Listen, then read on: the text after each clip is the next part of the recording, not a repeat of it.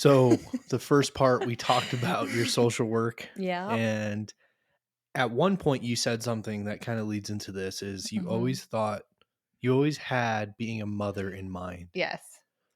When Hmm.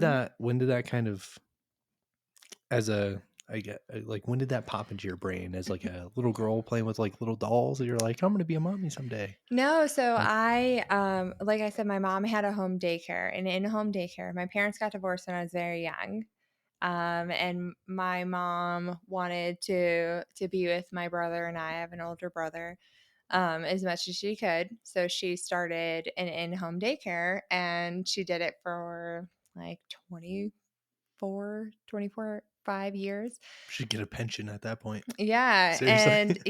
and so I was very young around babies all of the time, and Mhm. I just kind of had I'm a very nurturing person by nature. And I was very interested in like helping her change diapers, and I would hold the babies and give them bottles to until they fell asleep. And so I just kind of have always been a like a maternal person, I guess. Like it came very naturally to me.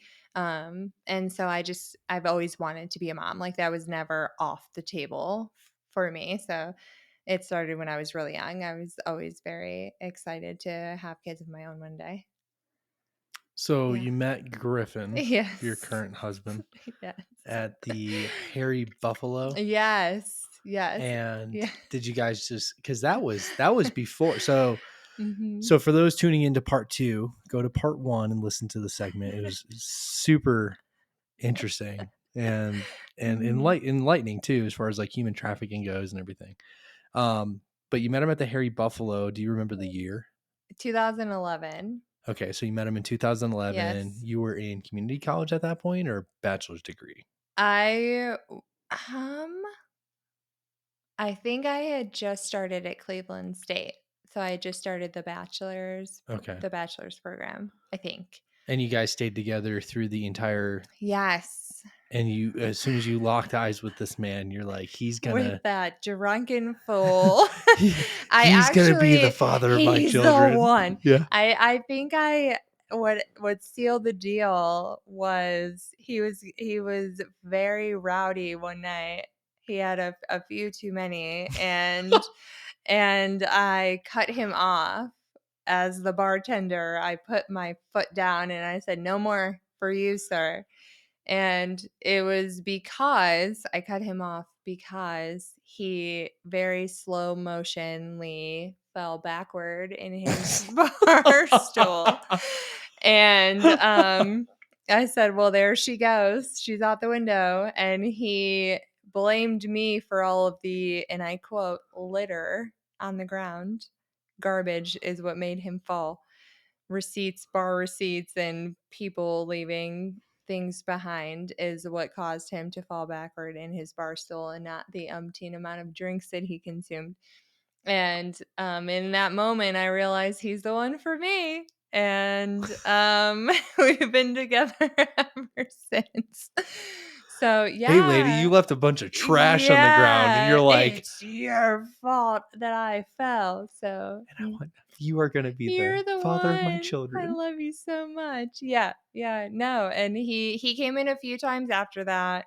And I had actually gotten off of work early there bartending, and I went around the other side of the bar and said, "I'm going to have a glass of wine and, just hang out for a second." And I remember him walking in with one of his coworkers, and he sat a couple stools over from me, and I just sat there very nonchalantly drinking my wine. And What were you he hoping?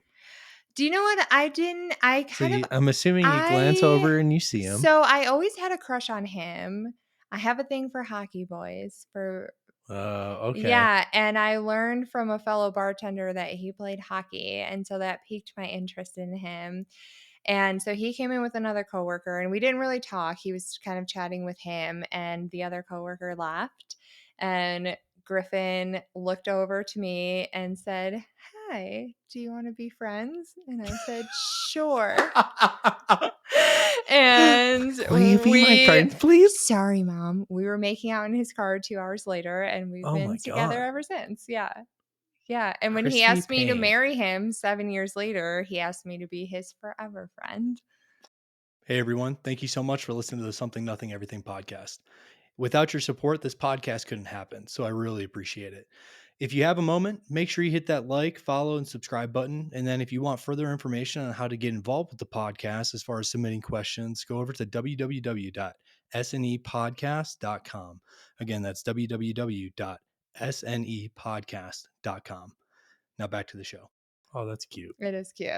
That's really cute. And he did it on top of a Mayan temple in Belize. And after we hiked up it, and he told me that he picked that location in case I said no, and he would just boop right off of it.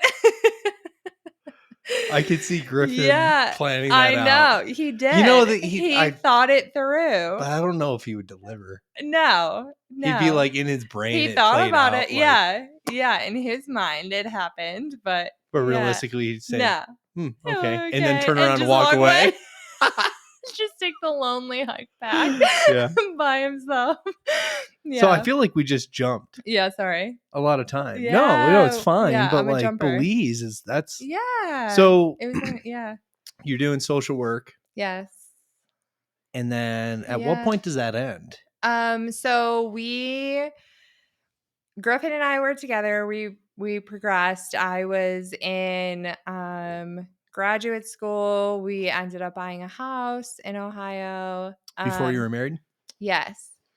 And That's a then commitment. yeah, I mean at that point we were together for 7 years. Okay. So we had been together for a long time. Neither of us were super pushy or rushed for marriage. I don't know why, Yeah. but we just were fine with how we were. Like we were okay with things being the way that they were.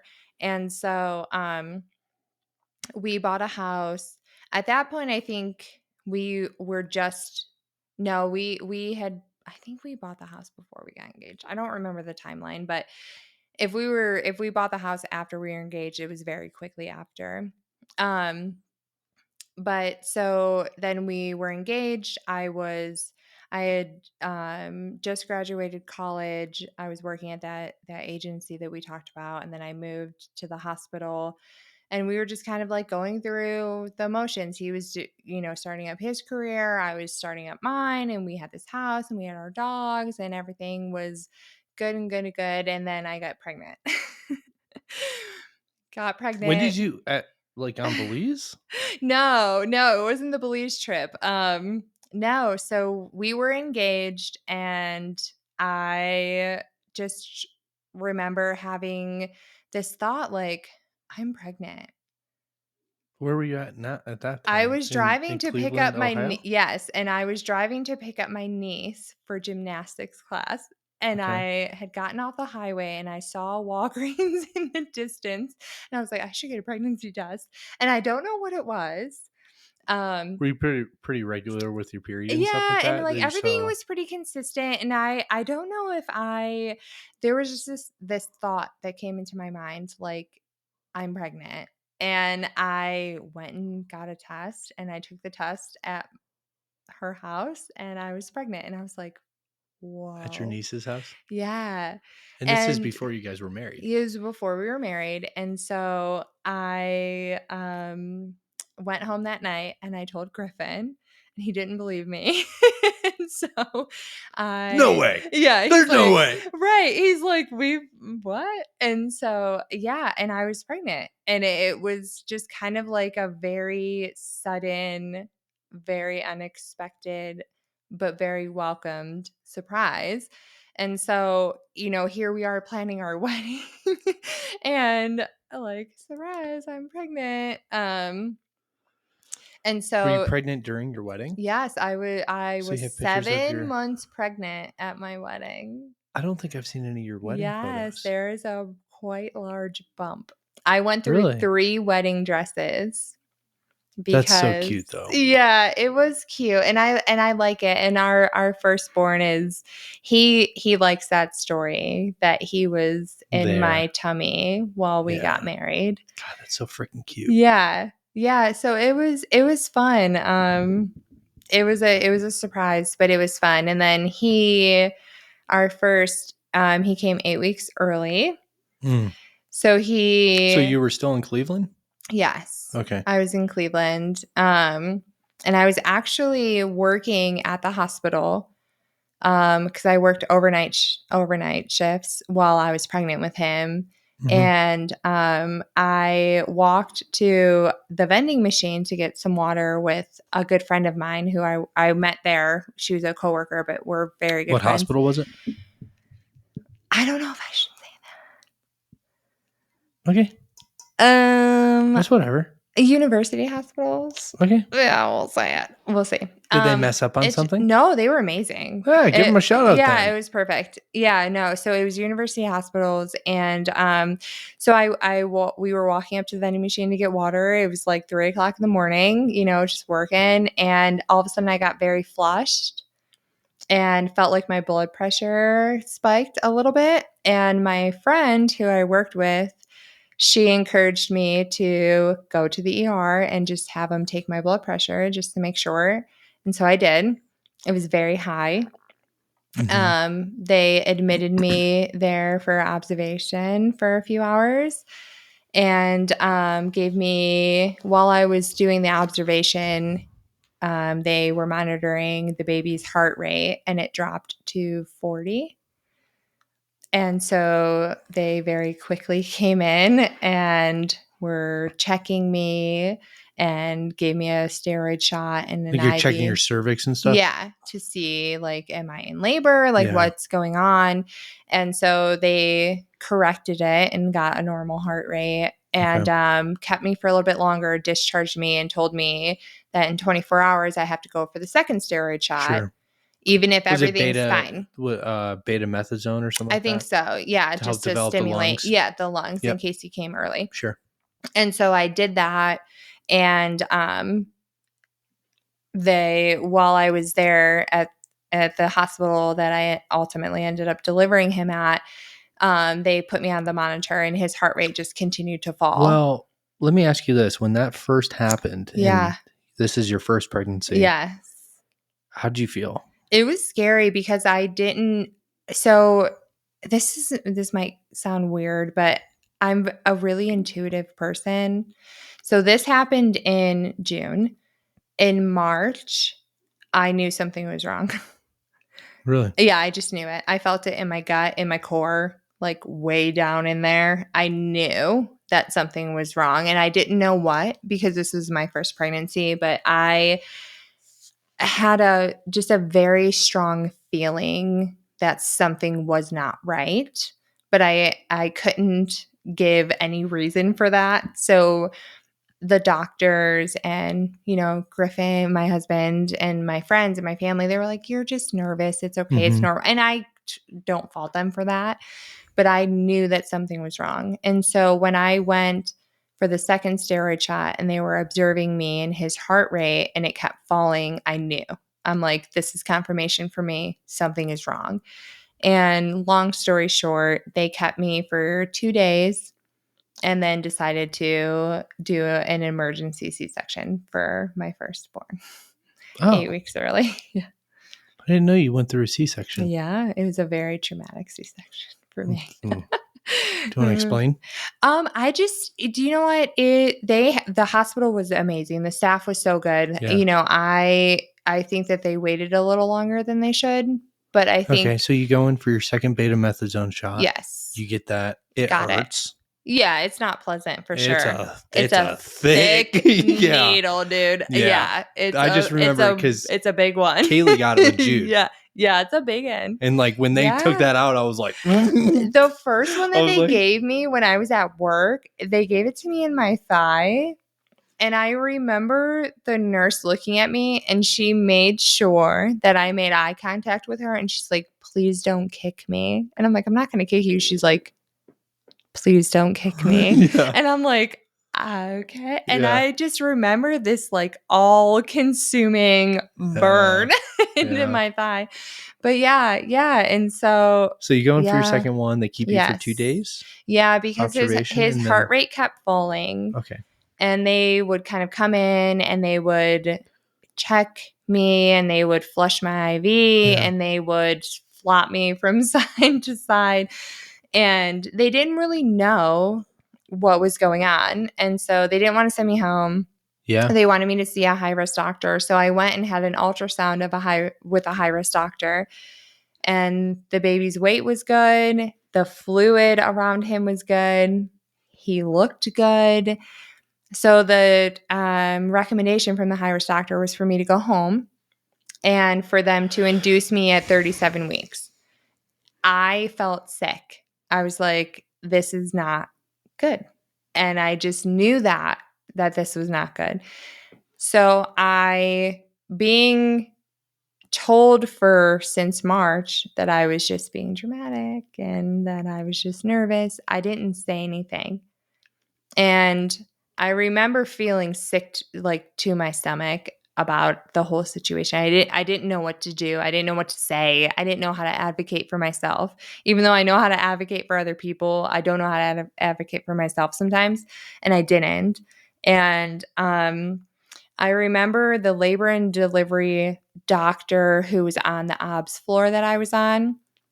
When I got back down to the room, she came in. And if anybody's had an experience with doctors before, they never tell you their gut feeling ever. Never. And she came in and she said, "You are free to go. He has discharged you, but I feel like I need to tell you that I think you should stay." And I was like, "Yes." And she's like, "Something is not right. There's a Do reason you that." remember her name? No, but I saw her. So she was like, "There is a reason that his heart rate keeps dropping to the extent that it's Yeah, dropping." 40's And no bueno. right. And I think we should keep you. And I was like, Yeah. "Yes." I had him the next day. And so I had a placental abruption. So about half of my placenta was dead completely. It had blood clots It's in like it. calcified. Yes, it was completely dead. So if he was lying a certain position or he was not getting oxygen at all. And you couldn't see it on the ultrasound. They couldn't see it. Then, so he was When did you delivered find out that was the situation going on? Was it after he was born. After he was so this born. angel of a doctor comes Yes. in and says, I think you should stay. and that gives you the out to say, I feel I the want to same way. stay. Yes. Yeah. Yeah. Oh my Yeah. God. And so he was born through a C-section because they didn't feel it was safe for me to try and deliver him, which was very good. Are you okay if I play the what if game? Yeah. Yeah. Like, Yeah. what if, like, Yeah. worst case scenario, like, He would have died. yeah, Yeah. if you would have went home. If I would have went home, the chances of him dying were very high. If I would have tried to deliver him naturally or vaginally, Yeah, the chances of him dying and me were very high because of the blood because loss. of the blood loss and the way that the umbilical cord was sat across my cervix. You know, and I know this is a tall order, but like that high risk doctor, Yeah. And do you know what? it would have been nice if he would have came in afterwards and been like, I am so glad you stayed. I'm Yeah. sorry I messed up. Yeah. And it's, I think that doctors have the best intentions. I Yeah. do. I think that doctors follow the textbook a little too much, though, sometimes. Sure. I do. And, Yeah. that's what they base it off of, right? Is like the books that you learn from. But I think that there are situations where you do need to listen to your gut. Mm-hmm.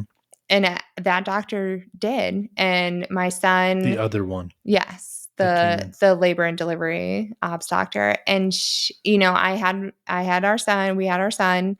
He was a C-section baby. He was very healthy at birth. He was 5 pounds 15 ounces.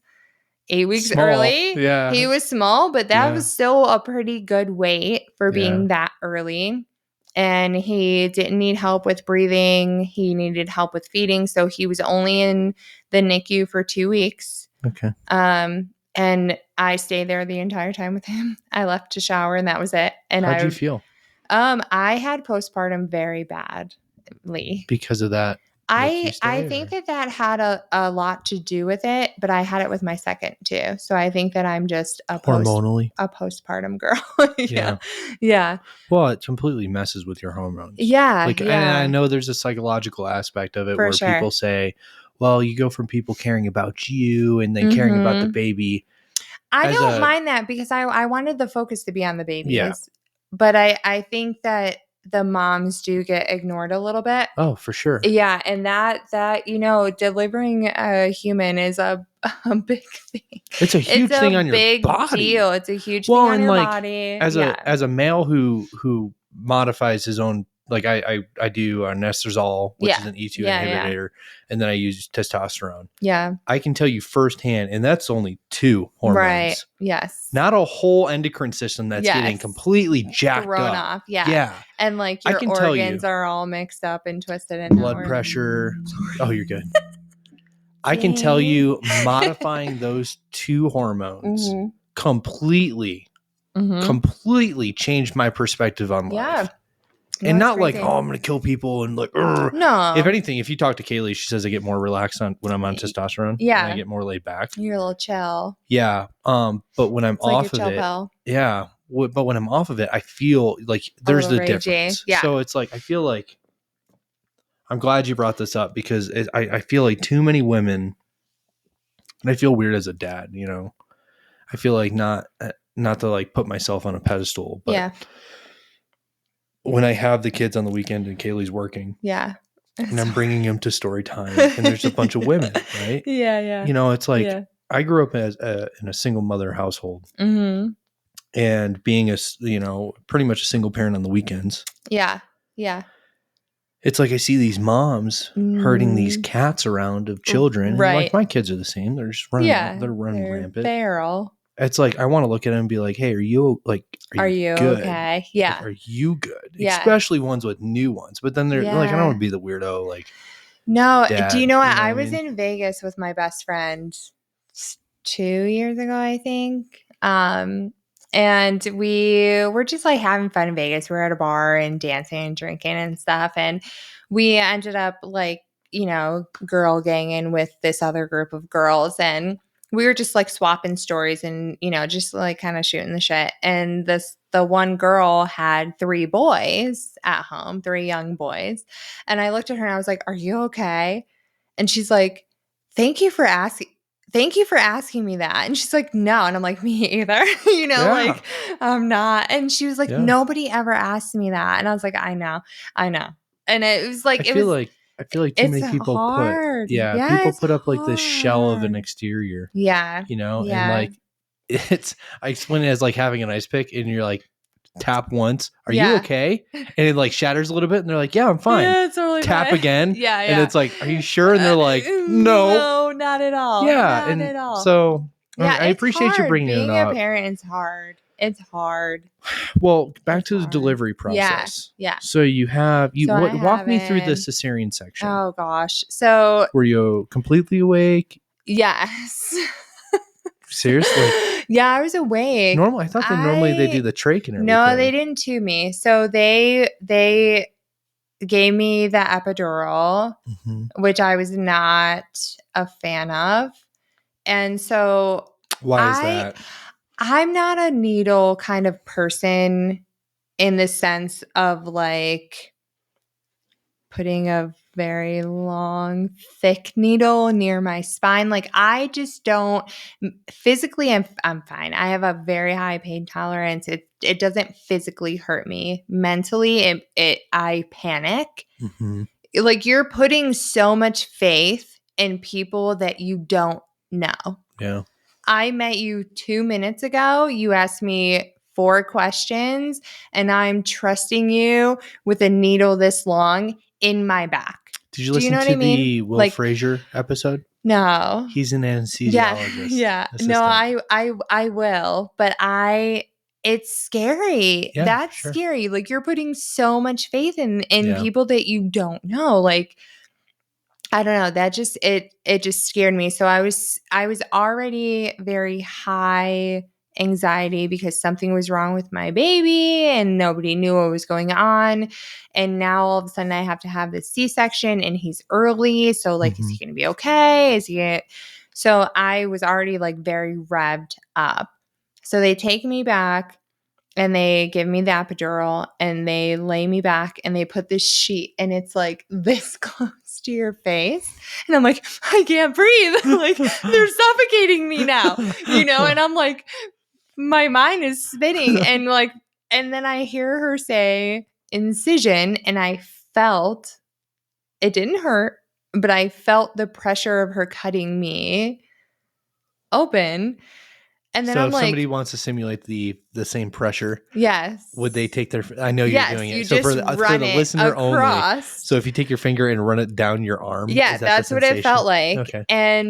And then all of a sudden I'm being rocked because they're pulling my stomach open and my husband is not in the room. So Where is he? I'm going through all of this and like, I'm like, where's Griffin? Yeah. Where is he? And then all of a sudden I see him appear behind from the other side of this blue sheet with his face. His face was so white.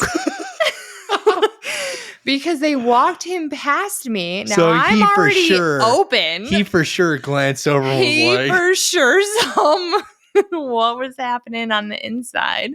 And he was not okay. And I, at this point, am like a cat being thrown into a bathtub. I'm just like flipping my head side to side. I was not cool with what was happening at all. And I remember the anesthesiologist grabbing my face from above and she kind of like did this and she's like, I'm going to sedate you if you don't calm down. And I'm like, please do that. Please sedate me. Take me out of this because I cannot deal with this right now. I don't care where you send me. Send me to Mars. Send me somewhere else other than with this sheet over my face. And I was just very panic stricken. And I remember hearing my son cry. And I felt this sense of peace come over me for about 2 seconds because I knew that he was okay. And then the panic kicked back in and they gave me a little shot of something and I was very calm after that. But I just remember that confirmation of hearing his cry and knowing that he was alive and he was okay. Yeah. And like it was a very vivid moment that I will remember forever, for sure, was hearing that first cry. Would you have been, and I always, if I ever get the opportunity, I hope I never have to have surgery again. I had collarbone surgery, which was, it was unscheduled and very traumatic. Just at and I wasn't even awake for anything. Usually collarbone surgery is very unexpected. You usually don't plan to break that bone. I having cosmetically my shoulders enhanced. I needed a little more popped out, please. But I always thought like I'd be less stressed out if I could watch the surgery. Yeah. Like if I need knee surgery, if I have knee surgery and I'm like sitting up and I'm like looking at it and they're like whack, whack, right, whack. and you're like, what are they? But then like do? I but then yes, not feeling anything. I'd be like, whoa. Yeah, so that's the thing with me too. I'm a very just tell me. And then I can because it's very mental for me. Physically, I can take a lot. Mentally, I need to know like the stuff.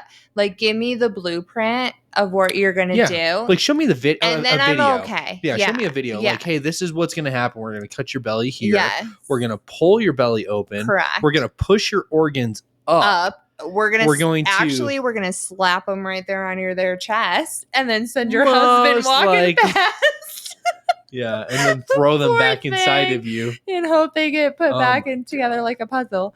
But yes, and that's so I watched the video of the kidney surgery that I had. I watched it beforehand and I don't know if it gave me like a sense of calm before, but I was like, oh, okay.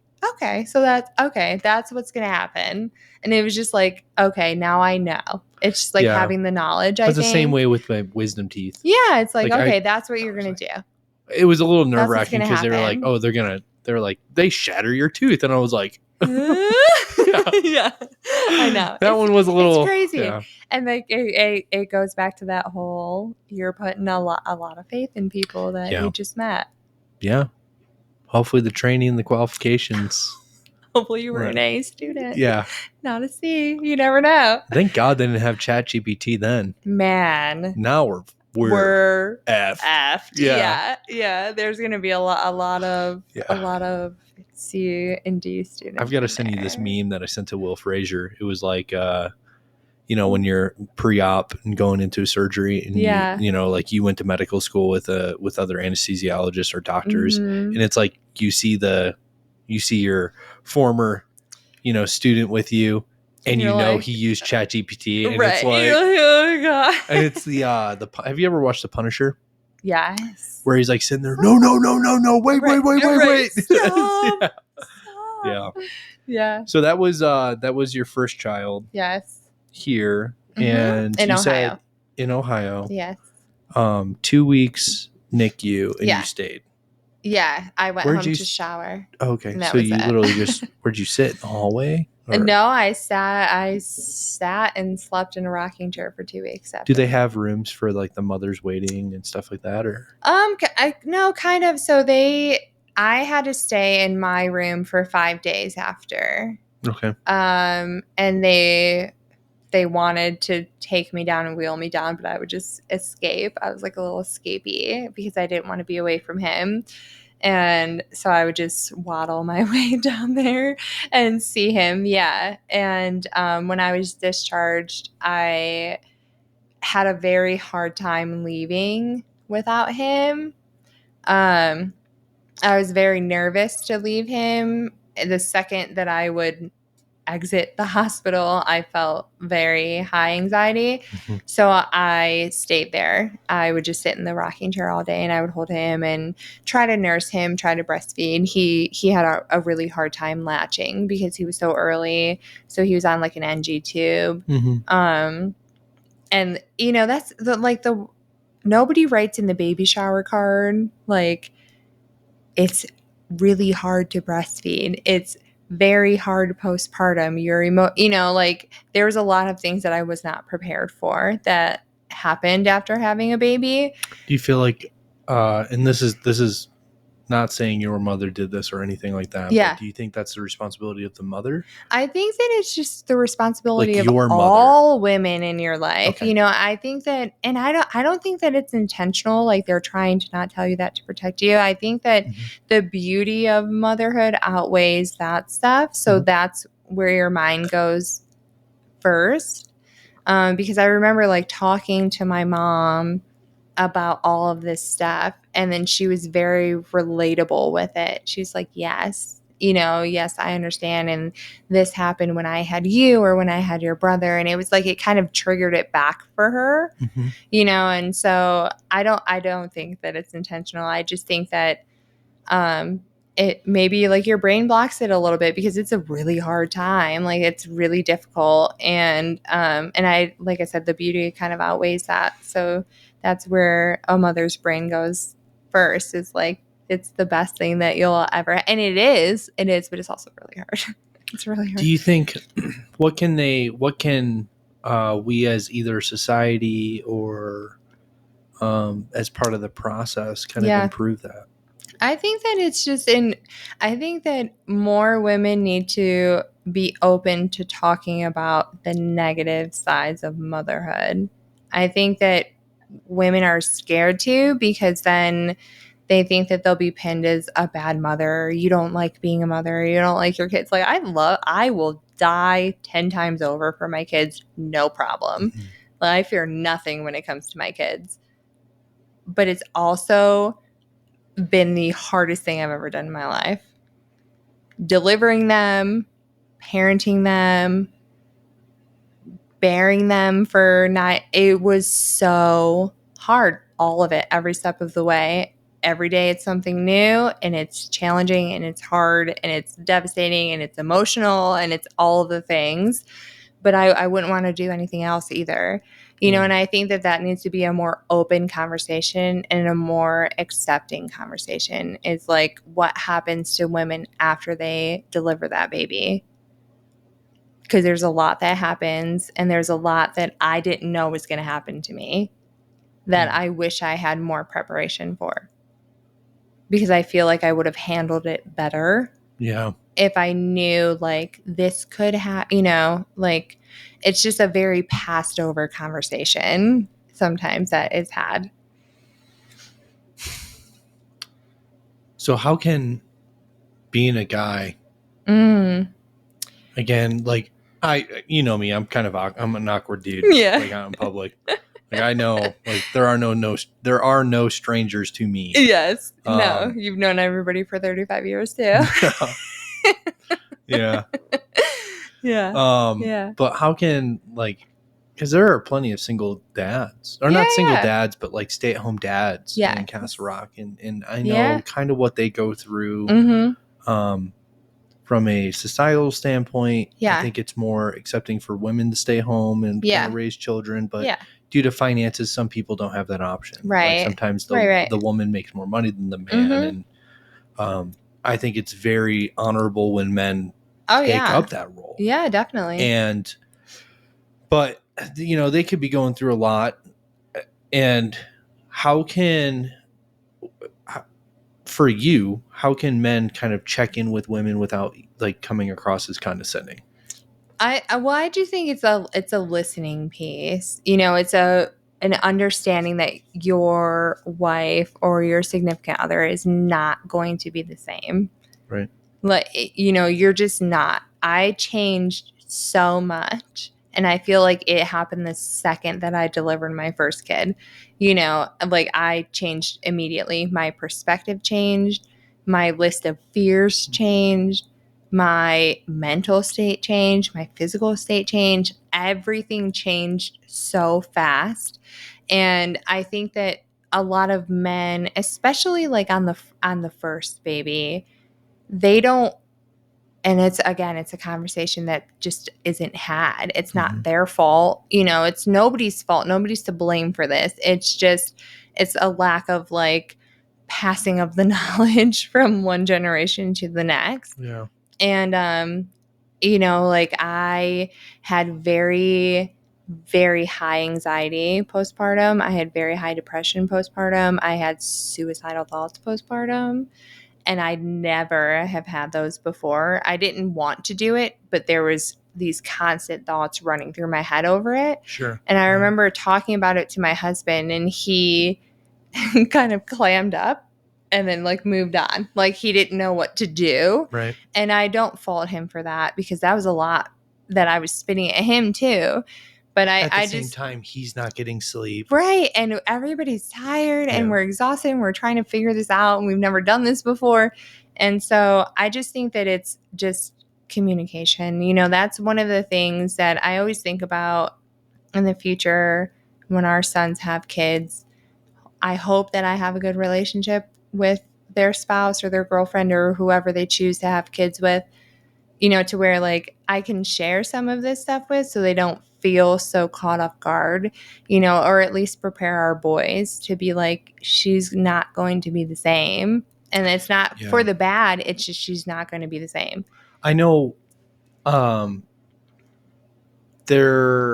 my sister and future brother-in-law are currently going through pre-marriage counseling. Okay. And this is something that I never really even thought of until I started asking them about it, and all the information they get about marriage and what it's like, and to develop new communication styles and everything. Whereas, did you do that? No, I didn't do it either. You just shot from the hip, right? And hope to God it hits. First, aim later. And hope to God it hits the broadside of the barn. Yeah, maybe we'll be okay. I don't know. But when she told me about it at first, my initial reaction is like, "Why are you doing that?" Yeah. And then I thought about it. I'm like, it makes sense. It makes sense. It makes sense. So it's the blueprint we keep talking about. Give me the blueprint. It's like I almost hope. I hope in the future. I agree with you. I hope in the future that we have relationships with our children still, and we can have these conversations where we do talk about it's like pre-baby counseling. Yeah. The one thing I always tell future parents, coworkers, people that I see walking around pregnant, Yeah. that are obviously pregnant, because I don't Right. Yeah. I don't roll the dice. You need to make sure. I always tell them, I say, I'm so happy for you. It's going to be great. And I also want to let you know it's okay to not be okay. Mm-hmm. Like and I'm sure tons of my friends who are listening in on this have heard me say that before. Yeah. It is okay to not be okay. And it's okay to ask for help. And it's okay to say, this is how I feel. And, you know, it's just very hard. I'll be the straight up, like, I've had weekends where I've had break. And you see me. Yes. You see me when we go out in public sometimes. I'm like, I am on that thin veneer of like having a mental breakdown. I'm towing the line hard right now. And it's like, you can look in my eyes and it's like, see it. I could spot it a mile away. Yeah. And then I normally follow it up with, we're going home. Yeah. We're leaving right now. Those are, you know, I say it's single dadding, but you know, I have such a great support network around. Yeah, for sure. It definitely helps. No, it does. It does. And, you know, not having family out here where we live it's hard. It's hard that they're not at our disposal, but it's nice that we have each other and we have other friends who are of good support. So we at least share that common shout out to Justin and Sean. The Funkles. Yeah, the Funkles. They come through in a clutch. Dude, every so time. Every time. So you have your first in Cleveland, Ohio. Yeah. And I know you had your second. So when did you move? You ended up moving to the England. UK. Yes. England. Yeah. When did you do that? How old was your first? He was so he was just a year. He was just a year. Yeah. So we went so I had him. I took a few months off of work and then I went back part-time to the hospital. And I did that for just about, 8 months or whatever. And then my husband came to me and said he has this opportunity to move, still staying within the same company, but we would have to move to England. And at that point, I really just wanted to be with my son. I didn't care. I didn't want to work anymore. Like, I didn't like leaving him, even with my mom or my mother-in-law. Like, I hated not being around him. And so I said, I'll move to England if you promise I don't have to work anymore. And he said, deal. And so I was like, okay, let's go. And so we moved there in August, a year after my first was born. How was that? How was that moment of realization of kind of hanging the hat on your professional career and taking up the lifelong career? And in this conversation, this is no shame for women who choose or for whatever reason can't. Yeah, stay at home. Right. Yeah. No, for sure. This is just your this is just me. Yep. Yeah. No. So what was that like? Do you know what? In that moment, I didn't care. I was like, I just want to be with him, and that's it. I don't care about anything else. I didn't care if I never saw another person again. I just was it was all consuming for me was him. Like I when I went back to work, it was very hard for me, and I left him with my mom. And Griffin, the first day. Yes, this is day one. This is day one. And Griffin worked from home, so he was also there. I made a PowerPoint presentation. You did not? Yes, I did. For Griffin? And my mom on how to care for my son. And that makes me sound so lame, but I just wanted, it made me feel better to be it's laid out. This is these are his quirks, and if this doesn't work, try this. It was fucking bullet points. If he makes this face, go to slide 4. Go to review slide 2. And my mom, bless her, because she was just sitting there, and I know she was like, oh my God, but she sat through it and took notes, and she's like, don't worry, I'm with you. And so God. I hated it. I hated leaving him. I hated Yeah. it so much. And so in that moment, it didn't bother me. But I remember having this moment when we landed in London, like when we moved there, the flight of us moving there and like leaving Ohio and the US, I had like this moment sank in where I was like, oh my God, like I'm not going to see my mom or my brother for like I don't know how long. And I got so sad. Like I was like, I'm all alone now. Like, what do I do? What do I do? You know, like I didn't know what to do. Like I didn't know the healthcare. I didn't know what to do for my son's vaccines, for like I didn't know anything. Nothing. I had nothing. Nothing. It was just me, him, and Griffin. And like I didn't know what to do. Did you find friends there that also had kids? So we had Because you guys stayed there for a while, we right? stayed there for a little while, and we had friends through his work. Okay. The coworker that brought him over lived there, but very shortly after we moved there, COVID happened. So this was 2020? Yeah. So we moved there in 2019, and then Man. COVID happened, and so we were very isolated there. The protocols for COVID when it first started were very different there than they were here. Can you explain some of them? You could go outside one time a day for 1 hour. Like outside of your yard. You could like walk to the market or take a walk for 1 hour. There was no playgrounds. There was everything was shut down. Like I remember seeing that like Starbucks and stuff and McDonald's was still open here, like not right away, but like very shortly after. Everything was shut down.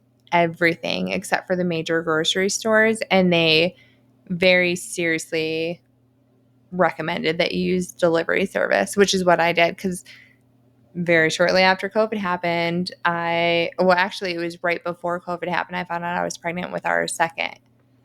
So when child. you land in London, Yeah. you find out, oh.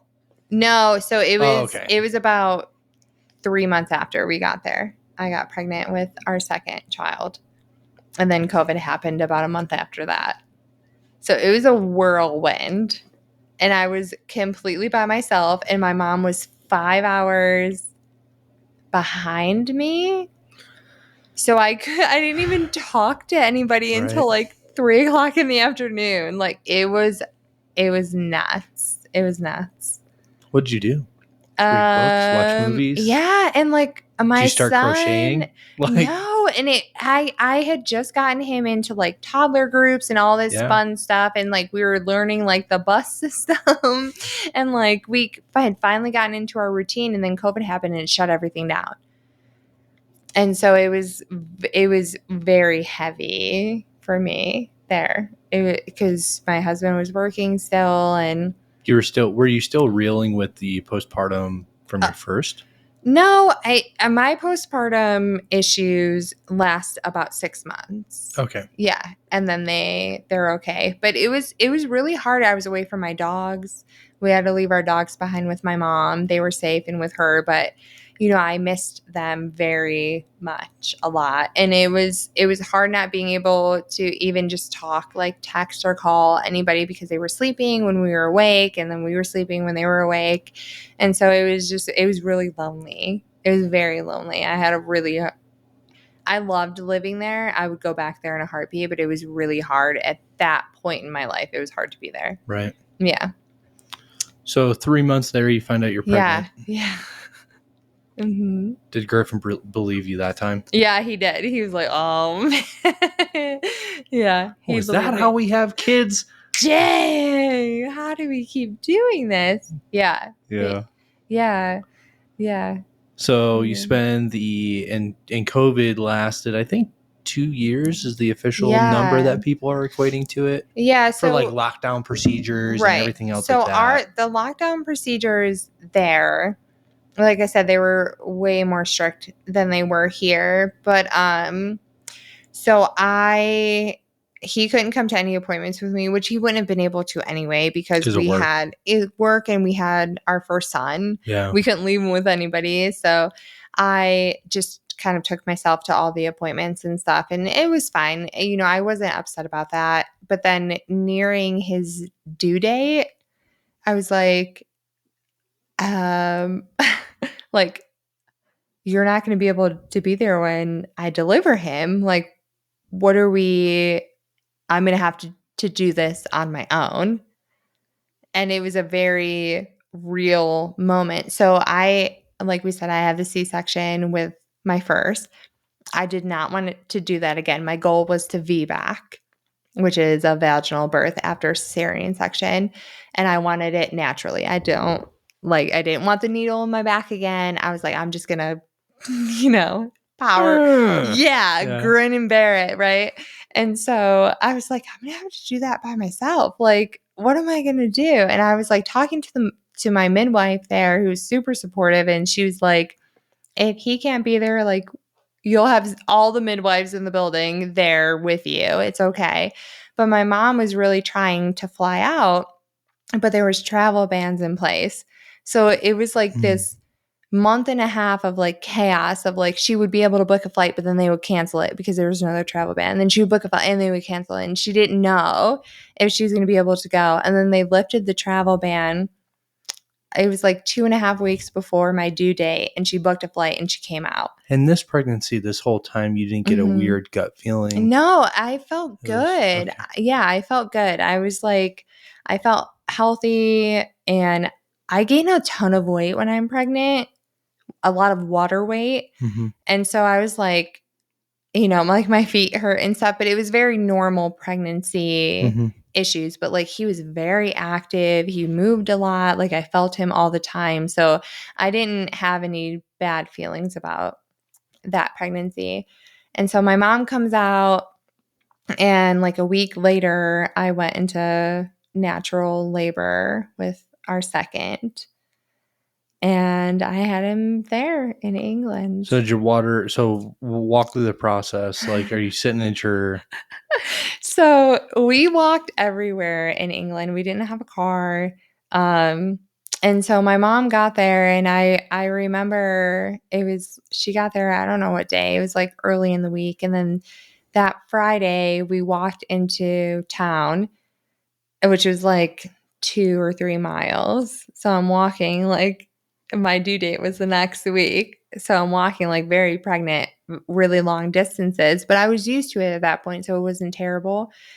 And so we got home that night. We like went out to eat and stuff, and we got home that night, and I started having contractions. Now, I didn't know how to gauge contractions, even though he was my second, because I didn't have them with the first. Yeah, because whether or not they're he Braxton came so Hicks early. or Yeah.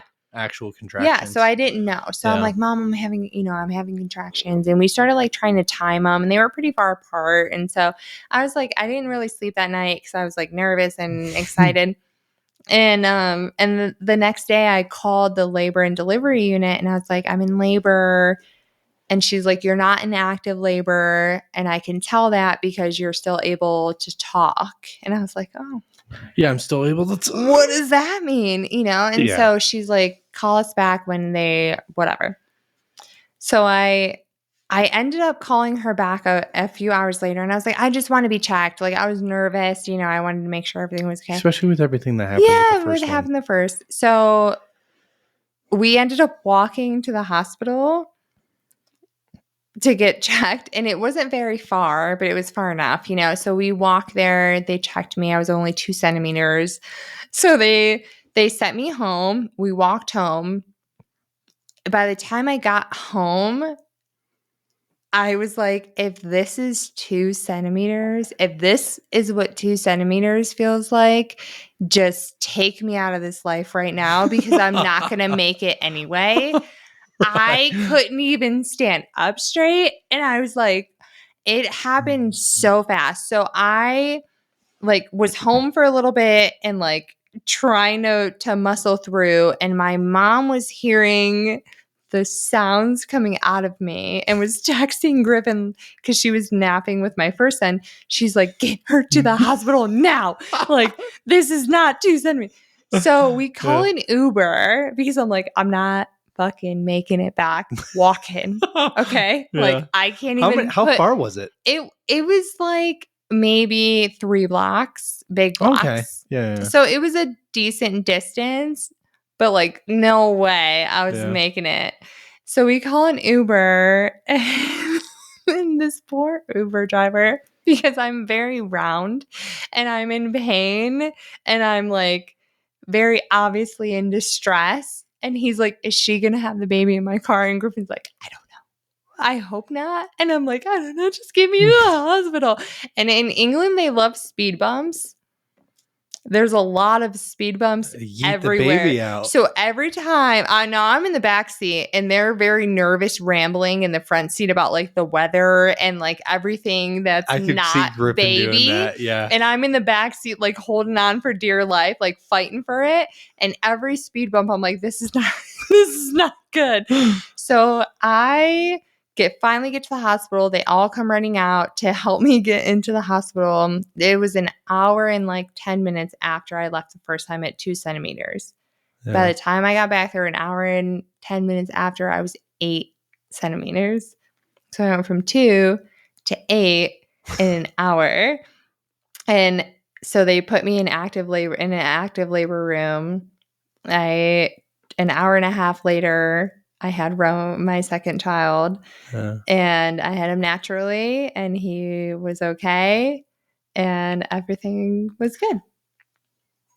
That's awesome. But yeah, it was a very kind of chaotic second delivery because I didn't really know what to do. What it was like, too. Yeah, I didn't know, and it was very painful. I definitely underestimated the contractions. Everybody who I talked to prior to having him naturally said that the pushing part was the worst. I felt like it was the biggest relief when I was able to push him because it felt like there was just this whole progress.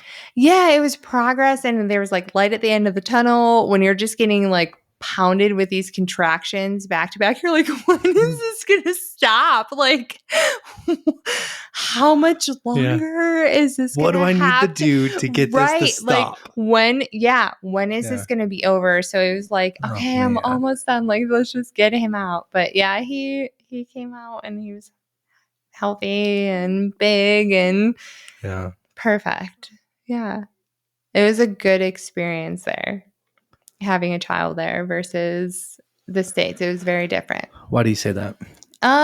Was it because of the actual process, because of the cesarean, I think compared to natural? Both, but I think working with the midwives there, and I don't know, they were very focused on me a lot more than when I had my first.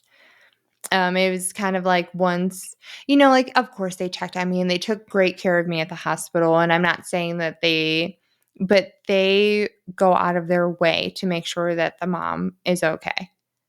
They check and they recheck you and they continue to check in with you. And for the first month of appointments of newborn checks, they come to your home, so that you don't have to leave your home to go to a doctor's office or anything. Awesome. Yeah, they come there and you're assigned a nurse who is with you like pretty much through, I don't know how long they stay because we weren't there for very long after he was born, but like they're pretty much kind of like your social worker, but she's a nurse, and she helped me. My second born had reflux really bad.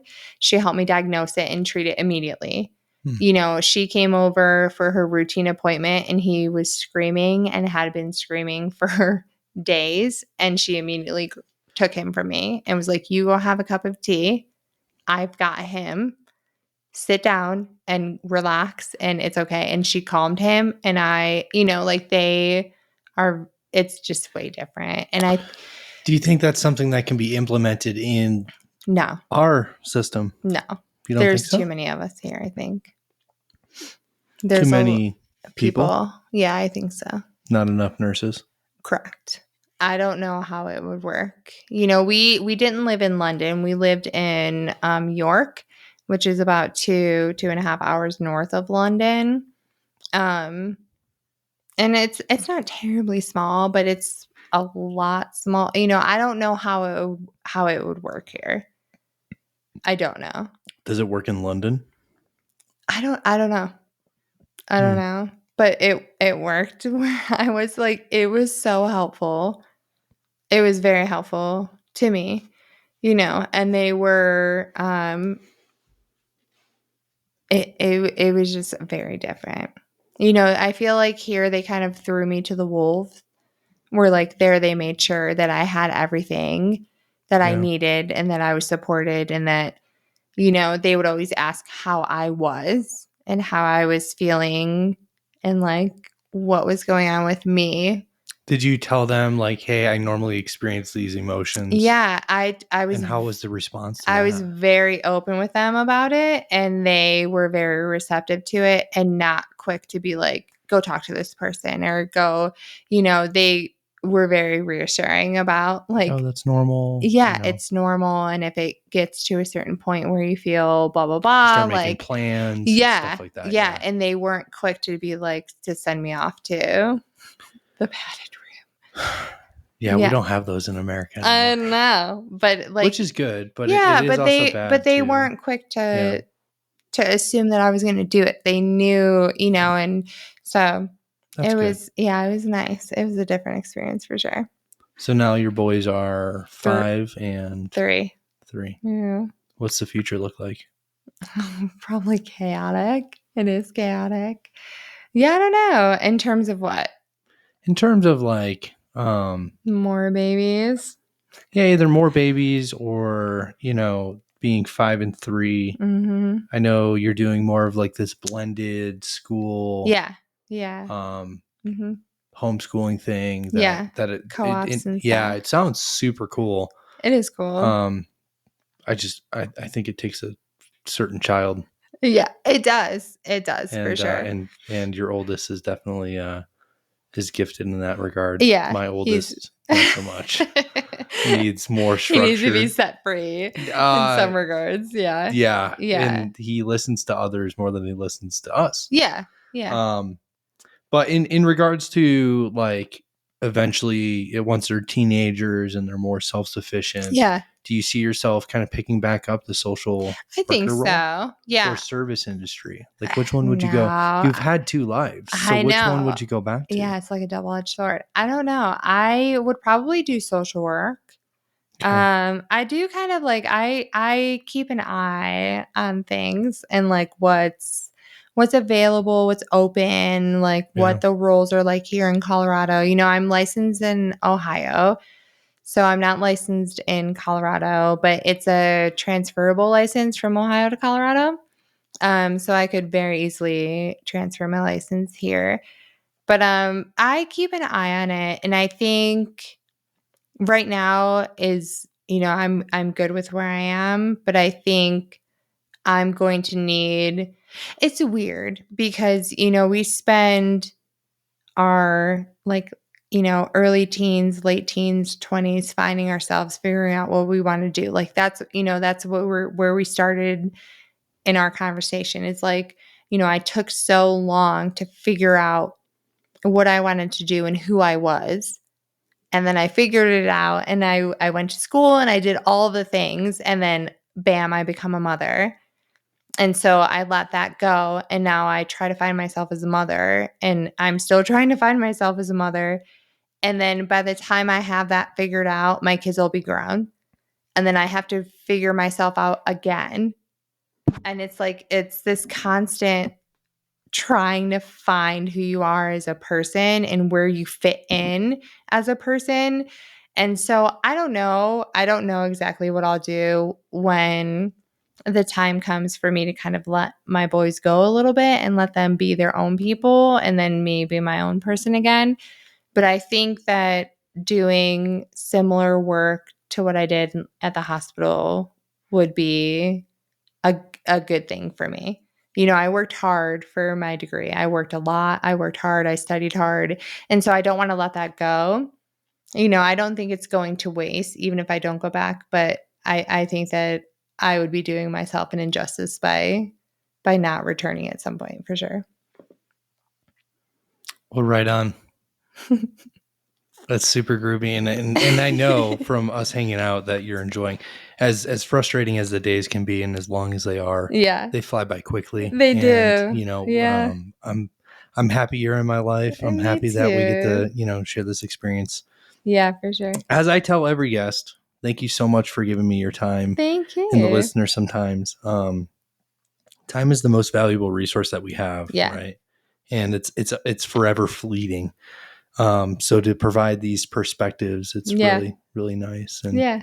now I get to do my little spiel to the listeners. Do it. Make sure you head over to www.snepodcast.com and sign up to the First to Know newsletter. It's right there. It's on the front page. It's very easy. And then if you want to submit questions, go over to the membership page, register as a member, and then go over to First to Know. You can submit your questions, topics you might have about every 15th of the month. I send out a roster. If you're on that newsletter, it is true. I'm on the newsletter. I send out the roster, and then you can ask questions regarding like certain guests that are going to be on. So again, snepodcast.com. And plus it has all our streaming platforms on there. We're currently on Spotify, we're on Apple Podcast, and we're on YouTube. Currently. We haven't been kicked off of any of them yet. And none of them have been banned. Fingers crossed. I did get a letter from one of them, but that's a conversation for another day. Thank you so much, everybody. Kristy, thank you. Thank you.